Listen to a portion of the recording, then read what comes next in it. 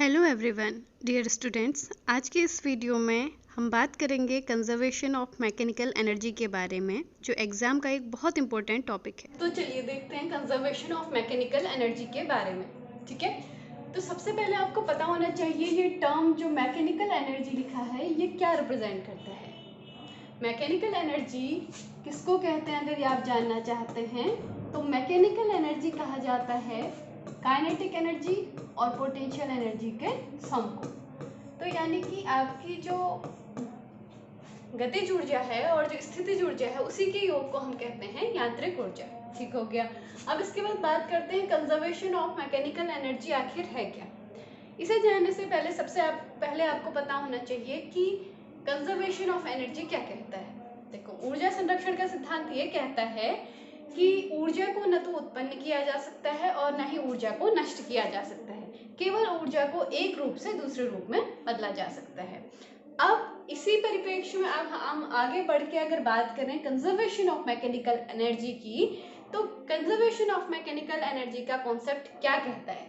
देखिए, अगर हम किसी ऑब्जेक्ट, किसी बॉल को एक सर्टेन हाइट पर पकड़ें और फिर उसे छोड़ दें, तो देखिए सबसे पहले जब आपने बॉल को एक कुछ ऊंचाई पर पकड़ा है तो तब उसके पास काइनेटिक एनर्जी 0 होगी, क्योंकि बॉल स्टेशनरी कंडीशन में है, ठीक है, स्थिर है।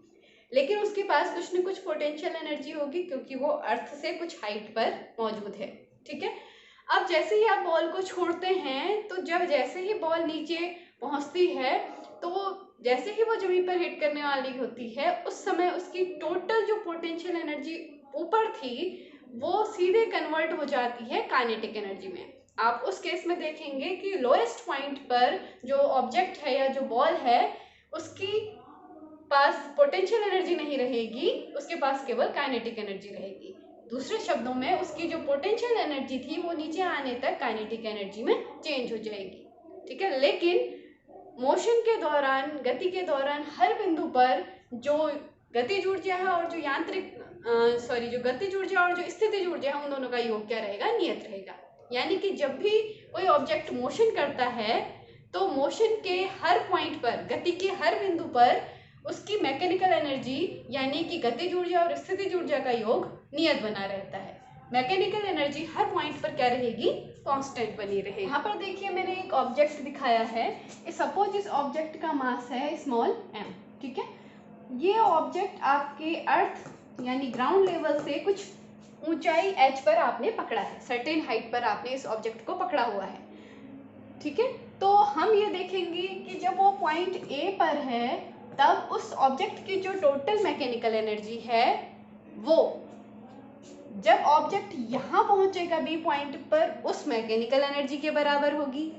साथ ही A और B पर जो मैकेनिकल एनर्जी होगी वही C पर भी होगी। कहने का मतलब है कि बॉल को आप एक निश्चित ऊंचाई पर अगर पकड़ के उसे छोड़ते हैं तो A पॉइंट पर, B पॉइंट पर और C पॉइंट पर, तीनों पॉइंट पर मैकेनिकल एनर्जी सेम रहेगी और इसको हम अब प्रूफ करने वाले हैं। ठीक है। तो सबसे पहले हम लेंगे point A, at point A।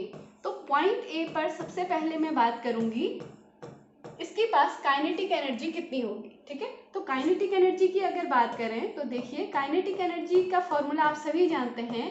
Kinetic energy का फॉर्मूला क्या होता है, हाफ mv²। m जहां पर ऑब्जेक्ट का मास है, v उसकी वेलोसिटी है। अब ये जो ऑब्जेक्ट है जो आपने पकड़ा है अभी, तो ऑब्जेक्ट स्टेशनरी है यानी विराम अवस्था में है, तो इसकी वेलोसिटी क्या होगी, ये वेलोसिटी होगी उसकी 0। यानी कहने का मतलब है काइनेटिक एनर्जी उसमें उस ऑब्जेक्ट की क्या होगी, 0। अब बात करें अगर पोटेंशियल एनर्जी की, तो पॉइंट ए पर पोटेंशियल एनर्जी कितनी होगी।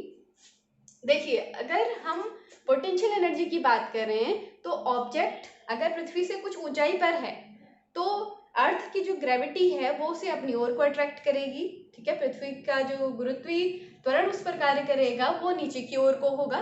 ठीक है। तो उस समय जो पोटेंशियल एनर्जी उसके पास स्टोर्ड होगी वो ग्रेविटेशनल पोटेंशियल एनर्जी होगी, और वो ग्रेविटेशनल पोटेंशियल एनर्जी उस ऑब्जेक्ट के मास, ग्रेविटी और जितनी हाइट पर ऑब्जेक्ट मौजूद है इन तीनों की मल्टीप्लिकेशन के इक्वल होती है। तो अब देखिए आपके पास पॉइंट ए पर काइनेटिक एनर्जी भी है और साथ ही साथ पोटेंशियल एनर्जी भी है। ठीक है, तो हम यहाँ पर कहेंगे कि इस पॉइंट ए पर टोटल मैकेनिकल एनर्जी कितनी होगी, हम सिंपली क्या कर देंगे, काइनेटिक एनर्जी और पोटेंशियल एनर्जी को ऐड कर देंगे और यहाँ पर ये आपके पास कितनी आ जाएगी, mgh। ठीक है, देखिए काइनेटिक एनर्जी 0 थी, पोटेंशियल एनर्जी mgh थी, इसलिए मैकेनिकल एनर्जी कितनी आई, mgh। इसे हम लिख लेंगे इक्वेशन 1। अब ये बात आप नोट करके रख लीजिएगा कहीं पर कि पॉइंट ए पर हमारे पास मैकेनिकल एनर्जी कितनी आई थी, mgh। अच्छा, अब हम आगे को बढ़ेंगे और अब हम दूसरे पॉइंट बी पर डिस्कस करेंगे कि वहां पर मैकेनिकल एनर्जी कितनी होगी। तो अब हम यहाँ पर लिखेंगे एट पॉइंट बी। ठीक है, अब लिखा जाएगा यहाँ पर एट पॉइंट बी। अब देखिए ऑब्जेक्ट को आपने ऊपर से छोड़ दिया, ठीक है, जो बॉल पकड़ी थी आपने उसे वो छोड़ दी। अब दूसरे पॉइंट हम बी को कंसीडर कर रहे हैं, तो हम ये मानते हैं, मान लीजिए ए से बी तक आने में इस बॉल ने या इस ऑब्जेक्ट ने एक्स डिस्टेंस ट्रेवल करी है। तो अब ये ऑब्जेक्ट जब बी पॉइंट पर है तब इसकी ग्राउंड से हाइट कितनी हो जाएगी, ऑब्वियसली ये एच है वो एक्स है, तो ये वाली डिस्टेंस कितनी हो जाएगी, एच माइनस एक्स। अब देखिए पॉइंट बी पर हमें क्या डिस्कस करना है, हमें पोटेंशियल एनर्जी जाननी है और काइनेटिक एनर्जी जाननी है। तो सबसे पहले मैं यहाँ पर लिख रही हूँ पोटेंशियल एनर्जी, क्योंकि हमें क्या करना है, हमें मैकेनिकल एनर्जी निकालनी है इस पॉइंट बी पर, और वो किसका सम होती है, पोटेंशियल एनर्जी और काइनेटिक एनर्जी का, यानी स्थितिज ऊर्जा और गतिज ऊर्जा का। तो अब देखिए पॉइंट बी पर जो पोटेंशियल एनर्जी है वो किसके बराबर होगी, m, ठीक है, g लिखेंगे, उसके बाद h जो है वो थी हाइट फ्रॉम अर्थ, ठीक है, डिस्टेंस फ्रॉम अर्थ। तो डिस्टेंस फ्रॉम अर्थ यहाँ पर देखिए कितनी है, ये है h माइनस एक्स, तो यहाँ पर हम ब्रैकेट के अंदर लिख लेंगे h माइनस एक्स। अब बात करेंगे हम काइनेटिक एनर्जी की, कि जब वो ऑब्जेक्ट बी पॉइंट पर पहुंचा है उसकी काइनेटिक एनर्जी क्या रही होगी। तो काइनेटिक एनर्जी जानने के लिए देखिए हमें दो चीजें चाहिए, केवल एक मास और दूसरा उसकी वेलोसिटी। तो पहले ये देखिए कि जब पार्टिकल या जो ऑब्जेक्ट था वो पॉइंट ए पर था तब उसकी इनिशियल वेलोसिटी, जो प्रारंभिक वेग था वो कितना था, 0 था, उसे हम u से दिखा दे रहे हैं, प्रारंभिक वेग कितना था उसका, 0। लेकिन अब हमें जानना है कि इस पॉइंट बी पर वेलोसिटी कितनी होगी, माना वो v है, ठीक है। तो आपको पहले तो ये निकालना होगा कि आखिर v कितना है, फिर उसके बाद आप हाफ mv² निकालेंगे, ठीक है। तो v निकालने के लिए आप एक फॉर्मूला यूज करेंगे, इक्वेशन ऑफ मोशन आपने पढ़ी होंगी, 3 इक्वेशन ऑफ मोशन होती हैं, ठीक है, उसमें से थर्ड वाली हम यूज करेंगे v² = u² + 2as, ठीक है। तो लिख रही हूं मैं यहाँ पर v² = u² + 2as। अब यहाँ पर देखिए, यहाँ पर चीजें क्या क्या है वो हम क्लियर करते जाएंगे। u जो है वो है इनिशियल वेलोसिटी और v है फाइनल वेलोसिटी, यानी यह है प्रारंभिक वेग और यह है अंतिम वेग। तो u इनिशियल वेलोसिटी कितनी है पार्टिकल की, 0, ठीक है, बॉल पहले कहाँ थी, ए पॉइंट पर थी, ठीक है। अब उसके बाद हम देखें कि जो ये एक्सेलरेशन है, यहाँ पर ये एक्सेलरेशन कितना होगा, त्वरण कितना होगा। अब त्वरण यहाँ पर कौन सा काम करेगा, आप जानते हैं पृथ्वी अपनी ओर को खींच रही है वस्तु को, यानी ऑब्जेक्ट पर क्या लग रहा होगा, ग्रेविटेशनल एक्सेलरेशन, यानी गुरुत्वीय त्वरण g। और ध्यान दीजिएगा, अगर कोई ऑब्जेक्ट ऊपर से आप नीचे फेंक रहे हैं तो अर्थ की ग्रेविटी भी उसे जो है अपनी अर्थ जो उसे अपनी ओर नीचे को ही खींच रही है, तो तब उस समय हम जी को क्या लेंगे, पॉजिटिव लेंगे, क्योंकि जिस डायरेक्शन में ऑब्जेक्ट आ रहा है, डिस्प्लेसमेंट हो रहा है, उसी डायरेक्शन में आपका जी भी वर्क कर रहा है, अर्थ भी उसे अट्रैक्ट कर रही है। इसके अपोजिट अगर आपने बॉल को ऊपर की ओर उछाला होता तो उस समय क्या होता, आपका जो अर्थ का जो फोर्स है, ग्रेविटेशनल फोर्स, वो डाउनवर्ड डायरेक्शन में लगता है, लेकिन ऑब्जेक्ट कहाँ जा रहा है, ऊपर को जा रहा है, यानी डिस्प्लेसमेंट के अपोजिट डायरेक्शन में आपका वो फोर्स देखने को आपको मिलता। तो उस समय आप जी को क्या लेते हैं, नेगेटिव लेते हैं। चलिए अब देखते हैं ये एस कितना होगा। ये एस है आपका डिस्प्लेसमेंट, ठीक है, और डिस्प्लेसमेंट कितना हुआ है, ए पॉइंट से बी पॉइंट तक एक्स डिस्प्लेसमेंट हुआ है, ठीक है। तो अब यहाँ पर ये वैल्यूज पुटअप कर दीजिए, तो आ जाएगा v² = u² के प्लेस पर आ जाएगा आपका 0, इसको लिख देंगे हम 0² + 2 a के प्लेस पर g, और ये आ जाएगा x।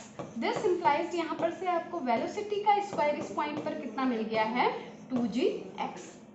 अब आप निकाल सकते हैं काइनेटिक एनर्जी। तो काइनेटिक एनर्जी कितनी होती है, हाफ mv²। तो यहाँ पर देखिए v² के प्लेस पर आप 2gx रख देंगे, यहाँ पर लिख देंगे 2gx। तो 2 से 2 कैंसिल आउट हो जाएगा और यहाँ पर आपके पास आ जाएगा mgx। ठीक है। अब मैकेनिकल एनर्जी अगर आपको निकालनी है तो आपको क्या करना होगा, potential energy plus kinetic energy आप कर देंगे। ठीक है। तो यहाँ पर मैं लिख रही हूँ इसे। तो यहाँ पर मैकेनिकल एनर्जी इक्वल्स कितना आ जाएगा आपके पास, देखिए काइनेटिक एनर्जी है आपके पास mgx। तो मैं पहले काइनेटिक एनर्जी ही लिख रही हूँ mgx प्लस आपकी जो पोटेंशियल एनर्जी है वो कितनी है mgh-x। ठीक है। तो mgh-x। ठीक है। अब इसे आप ओपन कर लीजिए, ये वाला ब्रैकेट ओपन करेंगे तो ऊपर वाला आ जाएगा mgx plus mgh minus mgx। ठीक है। अब mgx से mgx कैंसिल आउट हो जाएगा और आपके पास मैकेनिकल एनर्जी कितनी आ जाएगी, mgh। तो देखा आपने पॉइंट बी पर भी हमें जो मैकेनिकल एनर्जी है वो कितनी मिली है, वो मिली है mgh। और हमें पॉइंट ए पर भी यही मैकेनिकल एनर्जी मिली थी, यानी पॉइंट ए पर जो मैकेनिकल एनर्जी है वही पॉइंट बी पर भी है। चलिए बात करते हैं एट पॉइंट सी। ठीक है। एट पॉइंट सी पर हम निकालने वाले हैं अपनी मैकेनिकल एनर्जी। ठीक है। तो पॉइंट सी पर मैकेनिकल एनर्जी निकालने के लिए हमें फिर से दो चीजें चाहिए, काइनेटिक एनर्जी और पोटेंशियल एनर्जी। तो पहले इस पॉइंट पर पोटेंशियल एनर्जी देख लेते हैं। अब देखिए ऑब्जेक्ट आपका अब पॉइंट सी पर पहुंच चुका है, तो इसकी अर्थ से अब जो डिस्टेंस है वो कितनी हो गई है, 0। ठीक है। H इक्वल्स 0 होने पर जो पोटेंशियल एनर्जी है वो कितनी हो जाएगी, फॉर्मूला होता है mgh, H के प्लेस पर रखा जाएगा 0 तो आंसर आएगा 0। यानी अर्थ पर पहुंच के उसके पास पोटेंशियल एनर्जी 0 हो चुकी है। बात करें काइनेटिक एनर्जी की, काइनेटिक एनर्जी निकालने के लिए हमें फिर से दो चीजें चाहिए, मास और वेलोसिटी। मास इसका m है और वेलोसिटी हम कैसे निकालेंगे, जैसे हमने पॉइंट बी पर यूज की थी थर्ड इक्वेशन ऑफ मोशन, वो हम यहाँ पर यूज करेंगे। ठीक है। तो थर्ड इक्वेशन ऑफ मोशन क्या थी, v² equals u² plus 2as। अब यहाँ पर देखिए इनिशियल वेलोसिटी u, प्रारंभिक वेग u कितना होगा, 0, क्योंकि हम ये मान रहे हैं कि ऑब्जेक्ट ने अपना मोशन पॉइंट ए से स्टार्ट किया था और वो अंतिम समय में पहुंचा है बिंदु सी पर। ठीक है। तो प्रारंभिक वेग u हो गया 0। एक्सेलरेशन a जैसा हमने पॉइंट बी के लिए डिस्कस किया था, एक्सेलरेशन यहाँ पर फिर से वही लेंगे प्लस g। ठीक है। और डिस्प्लेसमेंट s जो है वो कितना है, पॉइंट a से c तक आने में जो ये इसने टोटल डिस्टेंस कवर की है h, वही इसका डिस्प्लेसमेंट h होगा, विस्थापन h होगा यहाँ पर। ठीक है। तो इस फॉर्मूले में पुटअप कर दीजिए। This implies v² equals 0 plus twice of gh।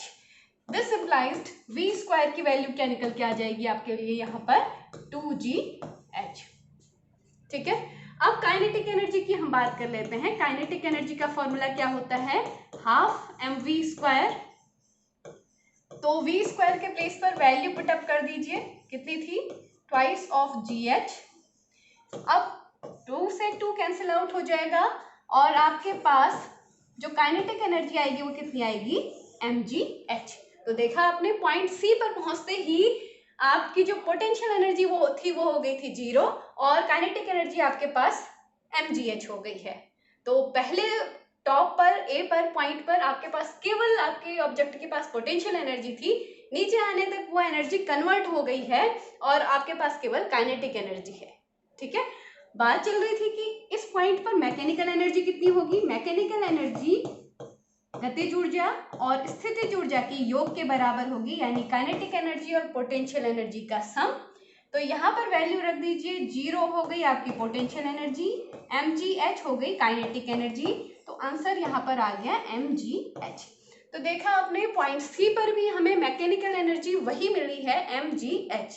तो पॉइंट ए हो चाहे पॉइंट बी हो चाहे पॉइंट सी हो, मोशन ऑब्जेक्ट के इस मोशन के दौरान हर पॉइंट पर उसकी मैकेनिकल एनर्जी mgh है, यानी कांस्टेंट है। तो हम कह सकते हैं during this motion mechanical energy is conserved. आशा है ये वीडियो आपको समझ में आया होगा, पसंद आया होगा। इस वीडियो को ज़्यादा से ज़्यादा शेयर कीजिएगा ताकि और लोगों को भी हेल्प हो सके। अगले दिन हम एग्जाम में आए हुए किसी नेक्स्ट टॉपिक पर डिस्कस करेंगे और आप अपनी पढ़ाई करते रहिए। Thanks for watching this video.